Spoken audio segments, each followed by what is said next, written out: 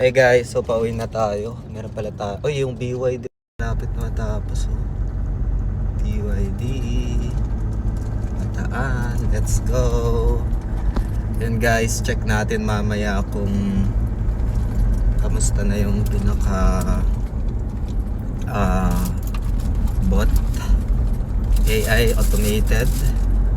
And meron tayong video na ito sa ating YouTube channel. Hey guys, today pag-uusapan natin yung DCA bot gamit itong application na ito. Ayan, so punta muna tayo dito. Guys, so gamit itong app, so may update din dito sa kanilang events. So we can check naman yan later on. Pero for now, ayan, makikita natin. Ito yung isa sa mga app na ginagamit natin for AI grid trading bots, no? So like for example, bigyan ko lang kayo ng idea dahil maraming mga nagtatanong sa atin paano nga ba yung DCA bot. Pero bago tayo dito magsimula, kung hindi nyo pa na-like itong video na ito, please like this video first, subscribe yung YouTube channel natin, turn all the bell icon para ma-notify kayo dito sa mga updates natin na ginagawa sa ating YouTube channel guys. No? So para puntahan itong application na ito, kung sakali man na na-click nyo yung pinaka-official global link sa description ng video na ito, meron dito sa pinakataas na sign up or join now kung may available man na campaign dito. And then tick lang natin ito, create account. So just a tip lang for the discounts, no. So lagay mo lang dito Crypto Fortune, ayan, for 10% if ever man na nagamit nyo, no. So meron siyang 10% discount for trading fees dito yan sa may code, no. And then pagkatapos niyan, you can just create a free account dito. And once na nakapag-create ka na ng account, pwede mo i-download yung app. Garret lang natin to. So dito guys, ito yung pinaka-user interface. If ever man nakaka-start mo lang, meron siya dito yung pinaka-verification, no. And may option dito ng P2P. Ayan. So pwede dito sa, for example, skip ahead muna natin. So may mga option dito na payment methods like buy, sell. Ayan, yun yung mga option dyan. So assuming na meron na tayong pinaka USDT. Again guys, itong video natin today is just for ideas lang, no? For reference, and does not qualify as an investment or financial advice. Hope you get some insights dito. So for example, meron tayong pinaka USDT. Dito lang sa may trade. Ayan, dito sa baba. So, select lang natin siya. And then, meron ditong trading bots, no? So, select lang natin itong trading bots. And then, dito may option ng futures DCA ito. So, select lang natin ito. And, meron na dito mga available, no? So, you can select kung anong pair na gusto mo. And, another tip pala dito, guys, no? Another tips is that, let's go back muna. And then, punta tayo sa home. So, dito pala guys, merong mga campaign like for example, yung pinakauna, ito. So, select mo lang.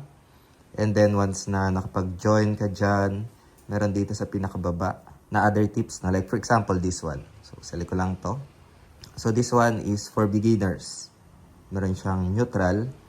And dito, kailangan 16 USDT.